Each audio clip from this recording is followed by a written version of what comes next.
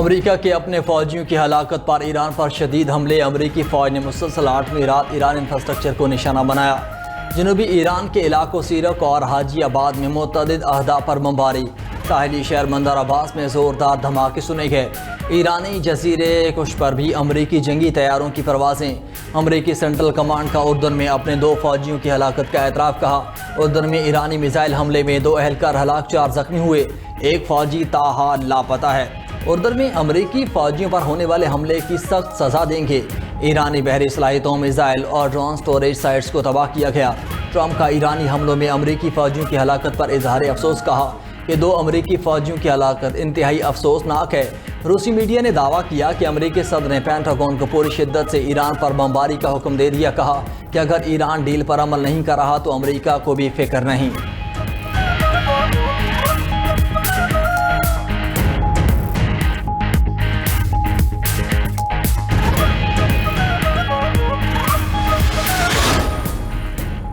Kuwait, اردن اور عراق میں امریکی فوجی اڈے ایران کا ہدف۔ عراقی شہر اربیل میں متعدد دھماکوں کی آوازیں سنی گئیں۔ میڈیا رپورٹ کے مطابق عراق میں امریکی قونصلیٹ کے قریب ایرانی ڈرون مار گرایا گیا۔ ایران کا کویت میں 2 امریکی فوجی اڈوں پر ڈرون حملوں کا دعویٰ، کہا کہ علی سالم ایئر بیس اور کیمپ اوڈیری کو نشانہ بنایا۔ امریکی اسلحہ ڈپو اور پیٹریوٹ ریڈار نظام کو تباہ کر دیا۔ پاسداران انقلاب کی اردن میں الازرق ایئر بیس کو نشانہ بنانے کی تصدیق، کہا کہ ایرانی میزائل اور ڈرونز حملے میں امریکی جنگی طیارے تباہ ہوئے۔ الازرق بیس پر fighter jet shelters, parking ramp کو بھی نشانہ بنایا۔ ایرانی سپریم لیڈر کا امریکہ کو نہ بھولنے والا سبق سکھانے کا اعلان۔ مجتبیٰ خامنئی نے قوم کے نام پیغام میں کہا کہ امریکہ وعدہ خلاف، ناقابل اعتماد اور بدنیت ملک ہے۔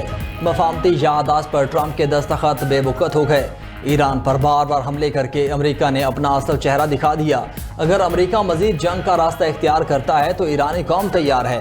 ایرانی رہبر اعلیٰ نے مزید کہا کہ صفاقی اور بالادستی کی خواہش امریکی طرز عمل کا حصہ ہے۔ علی خامنئی کی نماز جنازہ میں ایرانی عوام نے اتحاد کا مظاہرہ کیا۔ دشمن اختلافات کو ہوا دے کر درار ڈالنے کی کوشش کرے گا۔ ہمیں سیاسی اختلافات اور سماجی تقسیم کو ہوا دینے سے گریز کرنا ہوگا۔ مجتبیٰ خامنئی نے امریکہ کو بڑا شیطان ملک قرار دے دیا۔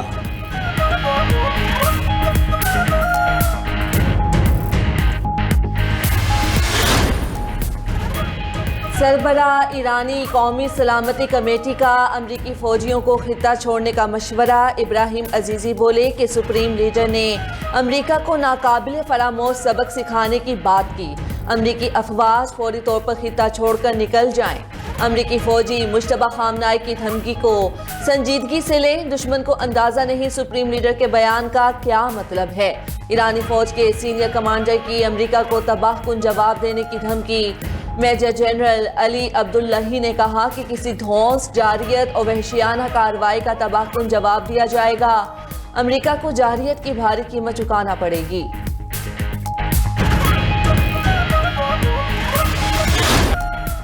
یورپی یونین اور خلیجی ممالک کا آبنۂ ہرمز غیر مشروط طور پر کھولنے کا مطالبہ۔ آبنۂ ہرمز میں جہاز رانی پر اجازت نامے یا فیس کے نفاذ کی مخالفت کر دی۔ یورپی یونین اور خلیجی ممالک نے مشترکہ بیان جاری کر دیا۔ مشترکہ بیان میں کہا گیا کہ آبنۂ ہرمز پر کسی بھی غیر قانونی دعوے کو مسترد کرتے ہیں۔ ادھر خلیجی تعاون کونسل نے ایران کے بحرین، کویت اور اردن پر حملوں کو جنگی جرائم قرار دے دیا۔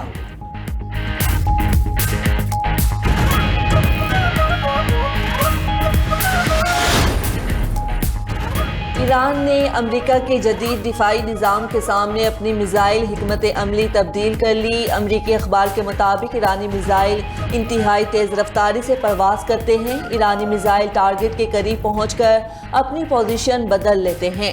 امریکی دفاعی نظام کے لیے ایرانی میزائلوں کو انٹرسیپٹ کرنا مشکل ہو گیا۔ ایران اب حساس امریکی اہداف کو 100% درستگی کے ساتھ نشانہ بنا رہا ہے۔ امریکی دفاعی نظام اردن میں ایرانی میزائل کو انٹرسیپٹ نہ کر سکا، جس کی وجہ سے 2 امریکی فوجی ہلاک ہوئے۔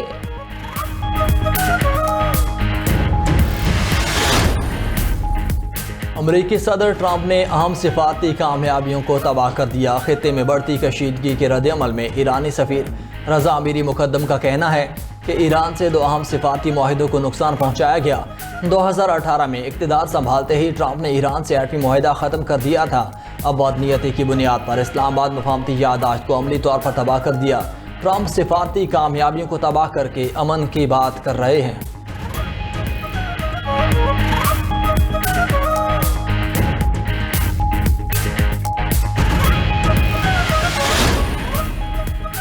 امریکہ ایران پر زمینی حملے کی تیاری کر رہا ہے۔ سابق ایرانی وزیر پیٹرولیم اصغر ابراہیمی کا دعویٰ، کہا کہ ستمبر میں امریکہ زمینی کارروائی کا آغاز کر سکتا ہے۔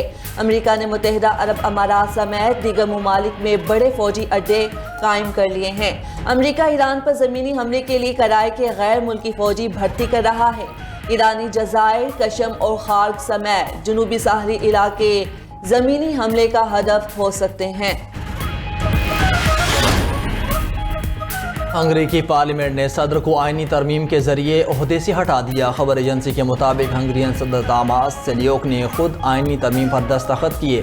سابق وزیر اعظم وکٹر اوربان دور کے عہدیداران کو ہٹانے کے لیے پارلیمنٹ نے آئینی ترمیم پاس کی تھی۔ ہنگری میں نئے قانون کے تحت ارکان پارلیمنٹ کی مدت 12 سال مقرر۔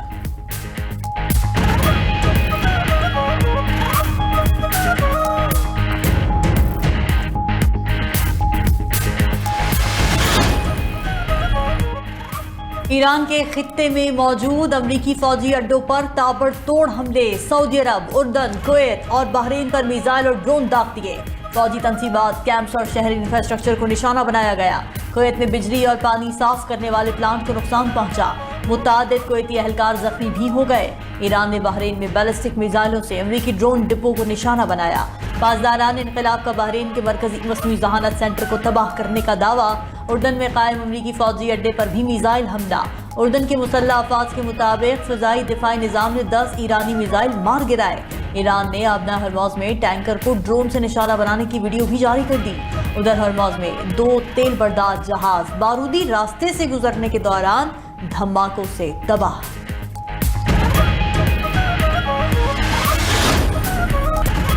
یوکرین کا روس کے تامبوف میں ڈرون حملہ، 7 ملازمین ہلاک، 24 افراد زخمی۔ خبر ایجنسی کے مطابق حملے میں on line retail company world berries کے لاجسٹک سینٹر کو نشانہ بنایا گیا۔ حملے کے بعد گودام میں آگ بھڑک اٹھی۔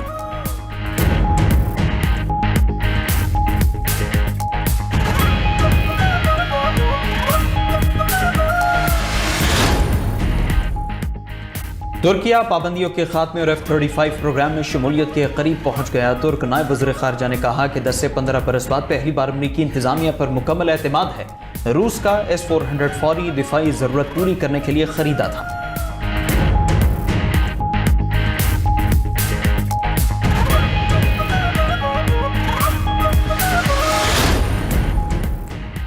امریکہ کے جنگلات میں لگی آگ بے قابو ہونے لگی۔ امریکہ کی 15 ریاستوں میں 68 مقامات خوفناک آگ کی لپیٹ میں۔